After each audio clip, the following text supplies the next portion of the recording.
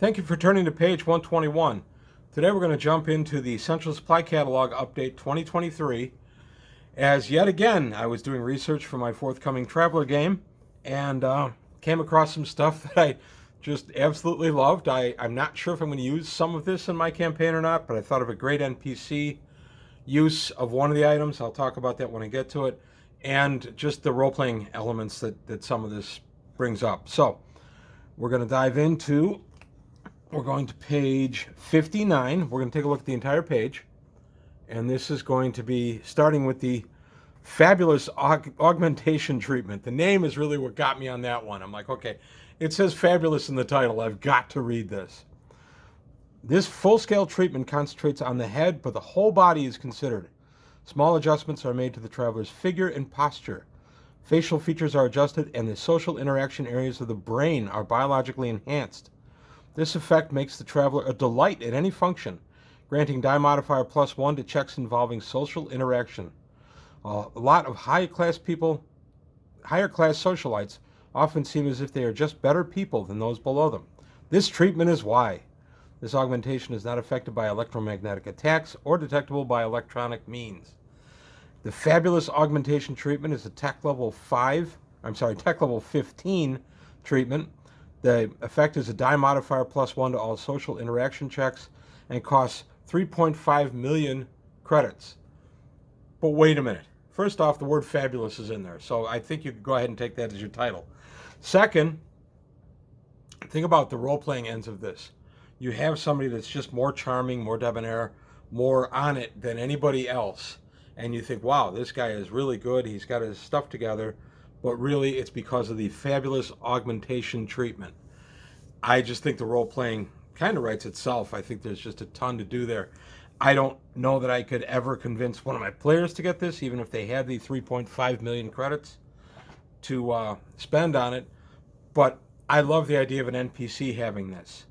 It'd be a great thing, and then maybe later on you could use it as like a little blackmail or a way to kind of blow the cover of the person that's had the augmentation done, where you go ahead and reveal it, and then you just make it seem like the augmentation did a lot more, and this person was a poser the whole time. And I think there's just a wonderful element of role playing to be had there. So this is definitely something more for an NPC, but the idea of a politician having this, or head of a company, or just a salesman, or somebody who just wants to weasel their way into higher society. If they somehow are able to get this augmentation done, then they can walk the walk and talk the talk, and people won't question them as they move about. It's just, there's a lot of things you can do with that. And then once I got reading that, I finished out the page, and I thought, okay, all of these are good. Mechanostatic scanner. This augments one of the traveler's ears with a manually activated device similar to a communication scanner. When activated, any individuals within 20 meters with augments detectable by electronic means give off a traceable buzz only to the traveler. For most augments, except those normally undetectable, this is automatic.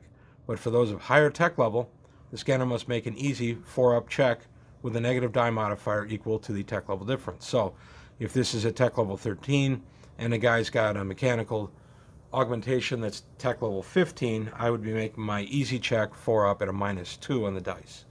So I would need a 6 at that point. This is kind of neat. I see some uses for this, and this mechanostatic scanner is tech level 13, detects augments, and it costs 10,000 credits. I could definitely see this for security work. If you are doing security for somebody or bodyguard work or anything like that, this could be a really useful upgrade for you. I would say this might even be like an outpatient kind of thing at tech level 13. I just kind of like the idea of being able to tell if somebody's got an augment or not. But of course, it has to be an augment that is detectable by electronic means. Those give off a traceable buzz, audible only to the traveler. So it's a passive thing. And oddly enough, you could detect another mechanostatic scanner with your mechanostatic scanner. I just think that's kind of neat too. I think there's some real uses for this one, and this is one I'm definitely going to throw in front of my players. I'll throw the fabulous augmentation treatment in there just because I want to tell them about it, but I don't think they'll buy. And Neurom. This one, I thought of a bunch of different things you could do to really mess with the person that has the Neurom, or just role-playing stuff. A NeuralComm connects the traveler's brain to a communications device. A NeuralComm has identical capabilities of a mobile comm. It's on page 63, but the cost is much higher as the required tech level. At tech level 15, this connection is to the traveler's hearing and speech centers, allowing verbal communications by thought alone. At tech level 12, links to the visual cortex allow a full overlay of augmented reality information and other visual data, including input from HUD devices without the need of a display unit. At tech level 14, further integration allows interface to the traveler's full sensory apparatus, allowing emulated sensations of smell, taste, and touch, and increased computing capability. A traveler can access a NeuralComm by thought alone, but its complicated activities still require an electronics comms or electronics computers check. By default, the transceiver has a 5-kilometer range, but can link to a more powerful transceiver relay and acts as a thought-controlled terminal to a more powerful computer within range. I'll explain this in just a second, but your basic is tech level 10, audio only, 1,000 credits. Your improved is tech level 12, audio visual, 5,000 credits. You have an enhanced one at tech level 14, multiple forms of data, computer 1 at 20,000 credits, and an advanced tech level 15, multiple forms of data, computer 2, 25,000 credits. Don't really know where that shine is coming from. There's a lot to represent here. First off, you put a computer in your brain, and that's always a good idea, right? So I thought of a couple of uses for this as a game master if I wanted to really mess with somebody. If I was trying to make somebody doubt their senses, their reality. Let's face it, our reality is told to us by basically our senses. I know there are other elements to it, et cetera, et cetera. But for my point, they're told to us by our senses. If I have a way to give false information to your senses, such as an override into your NeuralComm, that's kind of the ultimate gaslighting. I can go ahead and make you think you smell or see something that's not there. I could have you hear things that aren't there. I could just provide voices in your head. Just all kinds of nasty things you could do against somebody who has a NeuralComm. So I'm going to assume that hacking one of these things would be a very difficult thing. I would put it at a 14 just to give a chance, because otherwise nobody would put this little thing in their head. But I like the idea of having this in your head more for me as the GM to mess with you than for what it does. I like what it does. It's pretty neat. You can go ahead and communicate by thought only, so you can be in the middle of a crowd, scouting out a mark, and you can communicate to your partners exactly where it is, where the mark is, and what's going on. So I like that end of it. But I also was reading this thinking, wow, somebody could really, really mess you up if they just started messing around literally with your senses. If they gave you an itch in the center of your back and it was persistent and just left it there. No matter what you did, you would feel the itch. It's just the devious ways you could really mess with somebody. If you, again, had them seeing things the wrong color or washed out, colorblind, you could cause all kinds of doubts and problems with the individual who is the target of whatever mischievous deeds you're doing. So I really thought this is something that I would like, but as the GM, I would decide before I ever let somebody have this, I would decide exactly what we're talking about as far as being hacked or overridden or outside interference. I thought, what if you got feedback from your microphone directly into your brain? I thought of a lot of good things. Now, I have an old head injury and I get migraines. This would be the last thing in the universe I would want. My senses get altered enough with the migraines.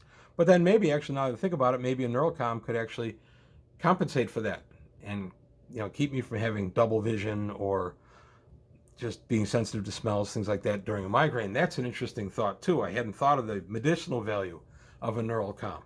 It could also be used, in my opinion, for any kind of mind control. Since I'm controlling what you sense, I could manipulate you that way. So this might be a good thing for a repressive government to put into somebody who is important that they want to keep control of. So there's just all kinds of devious things you can do. I thought more of the negative aspects of this NeuralComm than I did the positive, that what it's going to give you as a traveler. So I think this is definitely a referee's device. I'm going to throw it in front of my players without the commentary I just made. They may see this video and then they'll know what I've got in mind. But other than that, I'm not going to say anything. I'm going to let them see if they come up with any of these things that I've come up with. But I kind of like the Neurocom, and I'm going to have to really, really give this a lot of thought, because the idea of communicating by thought is excellent, but the idea of being able to input sensory information to someone else is even neater. So I don't know. There's some really good applications here. But the fabulous augmentation treatment is what actually brought me to this. I like the idea of it being a die modifier +1 to all social interaction skills. If anybody's got the persuasion skill or anything like that, I would let that stack on it, even streetwise. If you're trying to convince somebody of something, broker, advocate, any of those, I would let this stack on top of that. So if you were a lawyer who had this fabulous augmentation treatment, that might be something too. And then you've got this great winning record, and then all of a sudden somebody reveals that you've had this augmentation done, and everybody views you as a cheat. Just some interesting thoughts. So I think this was a fun page. I really enjoyed it. I'm going to keep reading, and if I come up with more stuff, I'll do it in a future video. I hope you guys are enjoying these videos, because I certainly am. And based on comments and viewership, these seem to be fairly well received. So that's it. That's all I've got today from page 121. I want to thank you for your time. Thanks for watching. If you watched me just via your Neurocom, that's great. Thanks for doing that. And please like and subscribe. Leave comments. Pleasant comments. If you want to criticize, that's fine. I'm a big boy, but if you call me an idiot, which I've had people do, it'll get deleted. Also, take a look at the Patreon, see if you can help me out there. And existing patrons, I want to say thank you for your support. And that's it for today on page 121. I'll see you next time.